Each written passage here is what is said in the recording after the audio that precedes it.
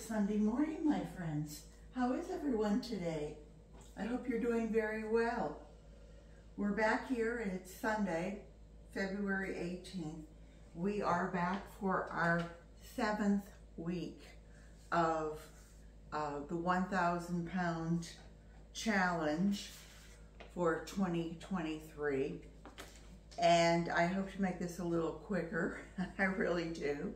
To take 1 second, a few seconds and go over it. If you're involved in this or if you'd like to join it, it's a wonderful little challenge. I'm challenging myself. And the challenge is that I will divert 1,000 pounds of my waste from going into either recycling or out in trash. And or if I pick it up in my neighbor's yard, you know, some cardboard or something that they're throwing away, or if my neighbor brings me his grass clippings, well then that's okay. So going along, it is fruit and vegetable peels. I probably, just for 2 people, we have a banana every morning, just one, but you know, 1 peel. Strawberry tops, basically just those 2 things is a regular 6-7 days a week. And this week I had some broccoli, onion, different things, and those will go to the worms. If I had something that was really harsh, I'm trying to think of anything that would be a vegetable peel, sweet potatoes, that sort of thing would go to the worms. I'm trying to think of something that would be really harsh and that would go just to compost, but I can't think of anything right now. My eggshells, I use both eggshells for grit, and also even if I didn't have worms, I would still pulverize them or at least crumble them and add them to my soil. We get shrimp. We get shrimp in the shell. We take the shells off and boil those and strengthen the water that we're going to use to then boil our shrimp. And that water gets used in the garden also as kind of a watered down wash. But the shells get baked and then again pulverized. It adds chitin to your worm bin, and if you're going to put it out, it adds chitin to your soil. People actually drink chitin tea, so it's obviously good for you. Coffee grounds, coffee and tea. The bags are sometimes not totally compostable on some tea brands. Twining tea, I looked it up and they said that they aren't completely. I tried it, I put them in the worm bin a few years ago before I actually looked it up, and I noticed that they were coming out almost like I was getting cellophane back out of it. But your coffee filters are really pretty good. They do go through it. If you don't have a worm bin, then use your coffee filters at the base of your pots, and that will hold back any soil from washing through. And it's, again, biodegradable. By the end of a season or 2, you won't see it. You'd have to exchange it. And that's a good time to exchange your soil and refresh it. Any leaves that you have. Now, this happens to be my Drake elm leaves that I've gone ahead and pulverized in my NutriBullet. But you can see, I wanted to show you, there's some little pieces, like the little stems from them. They don't pulverize all that well, but that's fine. You know, that'll break down either in your compost or the worms will take care of it. Some leaves don't break down quite as well. We have what's called a live oak tree and throughout the South, and the leaves are about like that. They look like a little long oval, and it's really thick. It's not as thick as a magnolia leaf, but it's pretty thick. I tried putting it through the NutriBullet, and it looked like I was, and it sounded like I was pulverizing floor tiles. You know, I mean, it really made a lot of noise. Whereas most softer leaves just, you know, they grind right through. Your cork, I've never found a good way of pulverizing these, but they are great to use. You can use them at the base of your pots if you want to lighten up your pot. I'm going to use them in the bottom of my grow bags so that I can lessen the amount of soil that I need to add to them, because potting soil is getting kind of expensive. So that's something that will go back into my soil. The leaves that I have, like we used to trim our shrubs, and we would bag those up and they would go out in our garden recycling. And I've been taking those and running the lawnmower over them a couple times. You know, bag it up, put it out, spread it, run them over again. If you don't have, I wish I had a leaf chipper shredder, but I don't have one of those, and I'm not going to purchase something like that just for the idea of shredding this little bit. I do have a paper and cardboard shredder, and it's just an Amazon basic, and I think it does 12 sheets or something like that, and it does a pretty fine job.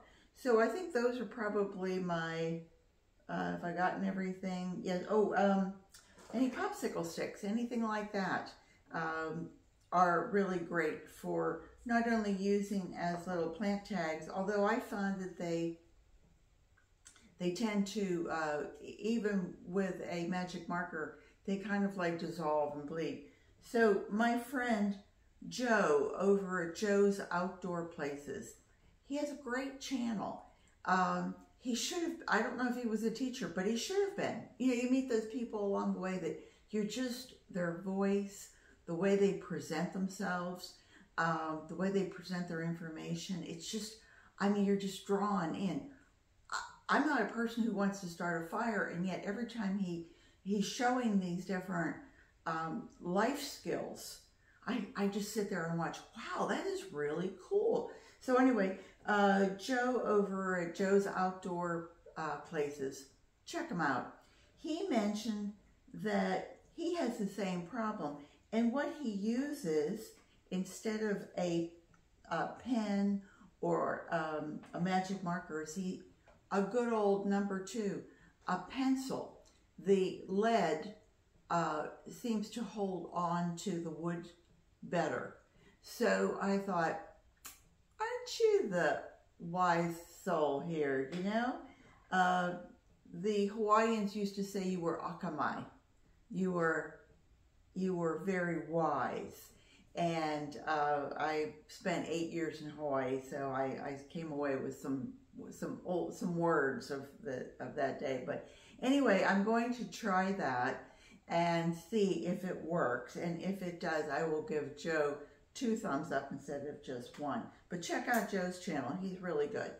So, oh, and one other thing I wanted to say was, I happen to have 2 of these. I had one that I kept thinking I should do something with instead of throwing it away, and I tried peeling off the outer paper, and it didn't work.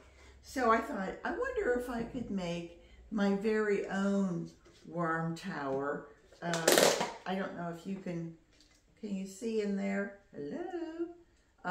That I've done holes. I just took my knife and I went around, and because it's cardboard, I'm not worried about the worms getting cut like I would if this were plastic. You know, and I took a bucket and drilled the holes. But I'm going to take the 2 of them and put one on each side, probably of where my my compost bin is that I make outside. That's just shredded cardboard and grass clippings, and it's basically a cold compost. I tried, you know, I did it, and I would turn it, and I checked what it was. During the summer, we're so hot. If I do it during the summer, it'll get up to 115, 120, just with those 2 ingredients.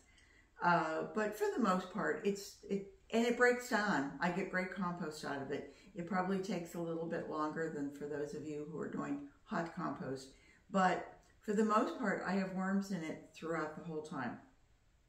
So what I wanted to do was take a couple of these and maybe put in some,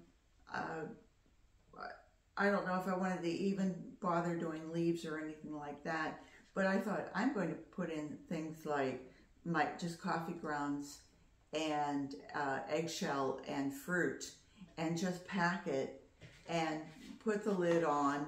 It's not, I don't think I can't get that lid off, but it's not too unattractive out in my garden. And just put that down there and really bury it. That would be not good 9-10 inches, and just see if the worms, you know, will infiltrate it and come and go, and if it will make more. I get some really big earthworms. I'm not going to sacrifice my my wigglers to this, but I just wanted to see if I can get more earthworms in my soil. Always a fun little experiment. I'll keep you up on it. So anyway, I think that was it. Oh, sorry, one more thing. For you ladies, if you get anything like this, I don't know many men that get stuff in bags like this, but then again, perhaps some of you do. It has a little drawstring to it. It makes a great bag for making worm tea. And I just made a video yesterday, day before, and it was on making worm tea, and just, you know, 2 ingredients, the worm castings, some unsulfured molasses, and some rainwater or tap water that you've let sit for 24 hours. Is there anything else in it? I don't think so. And a bubbler. And you just put that, you know, dangle it in your water and let it bubble and dangle for 24 hours. Sometimes I let mine go for 48 because I kind of forget about it there out on the back porch, but you can hear it bubbling. And then afterwards, then I take that water, and it's pretty well, this fiber is, it's not cotton, it's nylon, but it's so fine that it holds everything back. And I just realized that as I'm sifting stuff, there's the heavier particles that come out of the top. Take those and use them in here instead of using your really fine stuff. But afterwards, oh my goodness, the castings that are left behind, because everything has been, you know, has been kind of like shaken for 48 hours out of this. It's like the finest 100% cocoa pudding you've ever had. I'm not going to try it, but trust me on this. It looks really fine.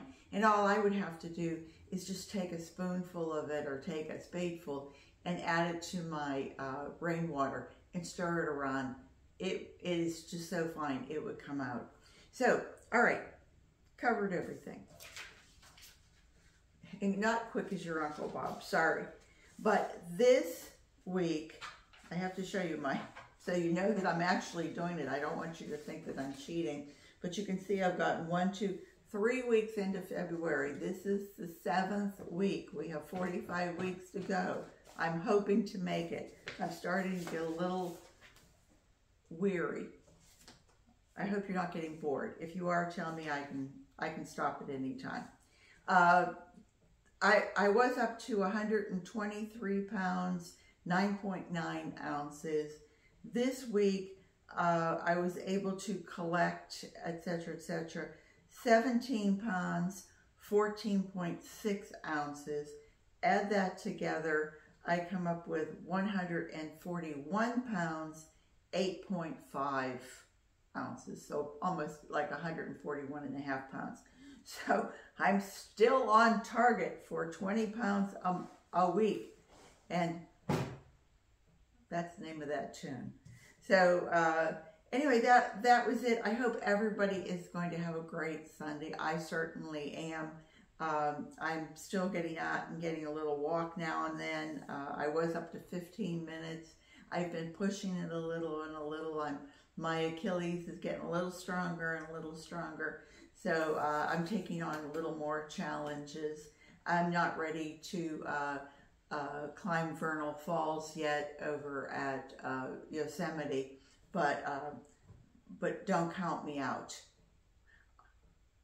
With that, I will say, everybody, as Jason and Colleen always say, stay awesome, everybody. Have a great Sunday. And don't forget, garden what you've got. Take care, everybody. Bye-bye. See you next week.